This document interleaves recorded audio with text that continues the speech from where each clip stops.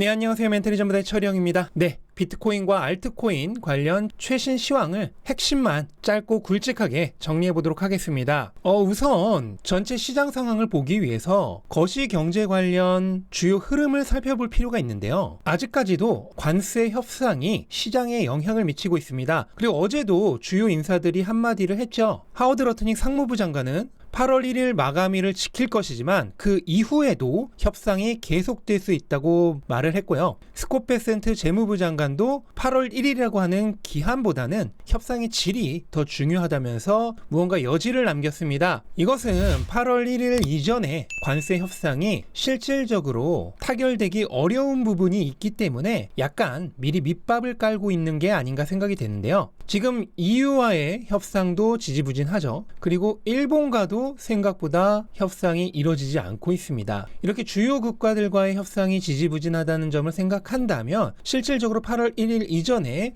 의미 있는 협상 결과가 나오기 어렵겠죠. 따라서 8월 1일에 관세 부과를 일단 하겠지만 그 이후에 협상을 적극적으로 이어나가겠다는 자세를 보임으로써 시장 충격을 완화하려는 의도가 아닌가 생각이 됩니다. 근데 어느 쪽이 되었던 저는 이제 관세의 불확실성이 거의 소멸되어 가고 있는 것으로 보고 있습니다. 이미 여러 차례 확인시켜 주었듯 시장 충격이 주어지지 않도록 트럼프와 측근들이 최선을 다해 움직이고 있기 때문에 무언가 또 충격이 발생한다면 분명 트럼프는 물러서는 모습을 보일 것입니다. 그리고 관세로 인해 매도하려던 투자자들은 이미 매도를 다 했고 따라서 관세의 불확실성과 관련된 선반영은 이미 이뤄졌다고 보는 게 맞겠죠. 어느 쪽이 되었든 저는 관세의 효과가 장기적으로 시장에 부정적 영향을 미치지는 않을 것이라 보고 있습니다. 관세가 적용되는 시점에 일시적으로 가격 인상은 있을 수 있지만 가격이 인상되면 판매량이 줄어들 것이기 때문에 판매량 확보를 위해서 기업들이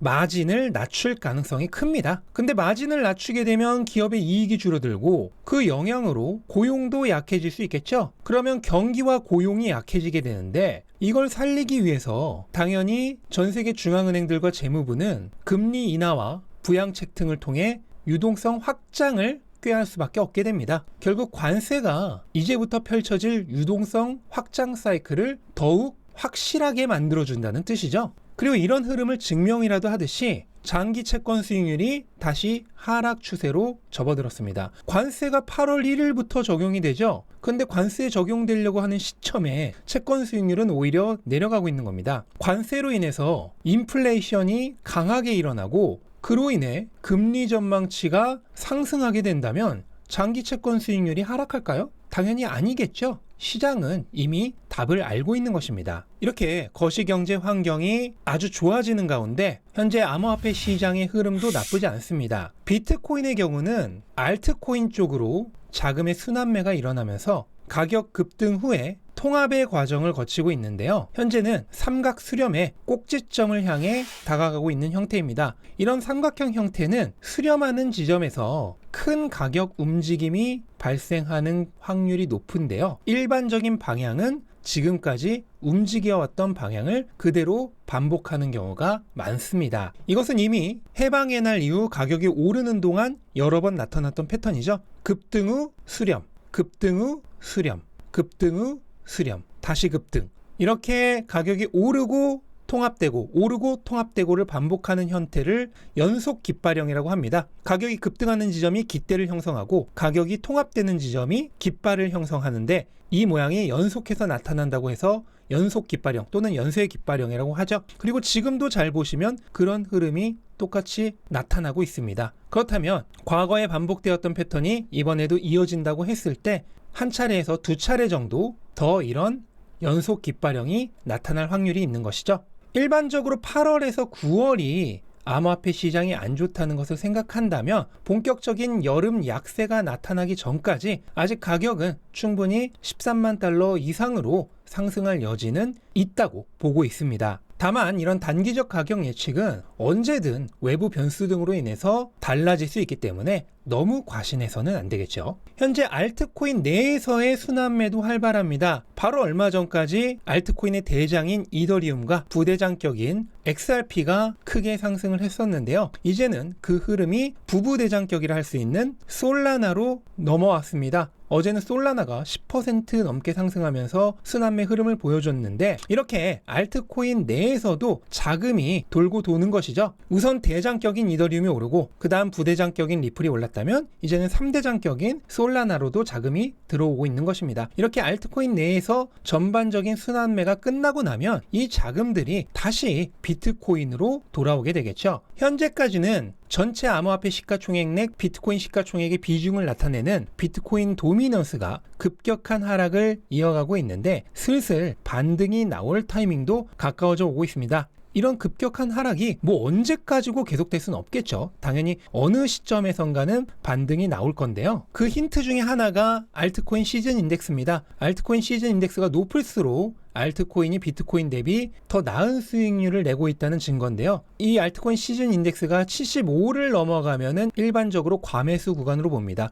그래서 이 과매수 구간에 도달하면은 이후 흐름이 바뀌면서 다시 자금이 비트코인으로 흘러 들어가게 되는데요. 아직까지는 과매수 영역까지 조금 여유가 남아있지만 지금과 같이 급격하게 상승하는 속도라면 빠르면 일주일 이내에도 충분히 과매수 영역까지 진입할 수 있습니다. 그리고 그 타이밍부터 슬슬 비트코인으로 자금이 다시 움직일 가능성이 커지는 것이죠. 이렇게 자금이 서로 돌고 도면서 비트가 먼저 오르고 그 다음에 또 알트 대장이 움직이고 그 다음에 알트 부대장들이 움직이고 또 밈코인이 움직이고 이런 식으로 자금이 돌고 돌며 서로를 견인해 주는 게 암호화폐 시장 불장의 진짜 모습입니다. 이런 불장의 기운을 증명이라도 해주듯 알트코인의 선물 거래량이 굉장히 활발해지고 있는데요. 알트코인 선물 거래량이 많아지고 있다는 것은 시장의 투심 자체가 굉장히 달아올랐다는 증거입니다. 알트코인 선물 거래량이 작년 11월 비트코인이 10만 달러를 넘어 신고가를 찍었을 때 수준으로 급격히 오르고 있는데 근데 작년에도 이렇게 올랐던 기간이 대략 한 달 정도 이어지는 동안 실제로 가격은 추가적으로 상승했던 이력이 있죠. 그리고 이제 선물 거래량이 급격하게 증가하고 있는 초기라는 것을 감안한다면 앞으로 수주 정도는 가격이 더 오를 수 있는 여지가 충분히 있는 것으로 보여집니다.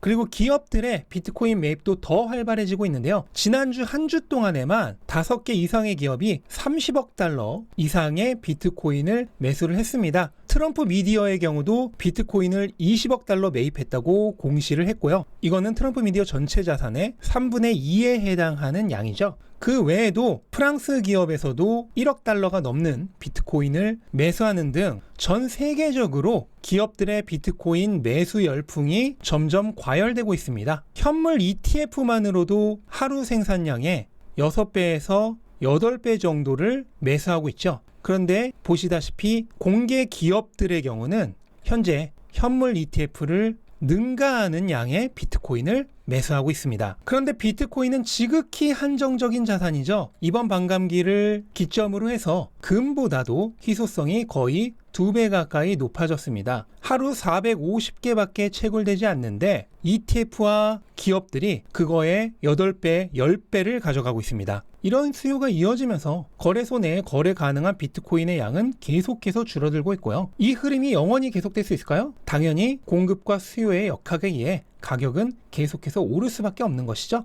단기적인 가격 움직임은 트레이더들에 의해 발생합니다. 근데 이런 게 중요한 게 아니죠. 장기적인 비전을 가지고 거래하는 진짜 투자자들에 의해 형성되는 본질적인 가격 움직임, 이게 중요한 것입니다. 따라서 계속 말씀드려왔듯 가격이 오를 때는 오히려 보수적으로 접근하시다가 혹시라도 조정이 발생하게 된다면 그때 분할 매수하는 양을 늘려가는 동적 분할 매수를 한다면 오히려 하락하는 시점이 기회가 될 수 있겠죠. 하루하루의 가격은 어떤 방향으로든 움직일 수 있습니다. 단기적인 전망이라고 하는 것은 여러 가지 변수들로 인해서 언제든 예상과 다르게 흐를 수 있죠. 하지만 그럴수록 자산의 가치와 전체 시장 사이클 흐름에 대한 이해를 가지고 장기적 관점으로 접근해야만 합니다. 크게 볼 수 있는 사람이 멀리 있는 목적지까지 도달할 수 있는 곳, 그게 바로 시장이죠. 이번 주에도 어떤 일이든 일어날 수 있습니다. 하지만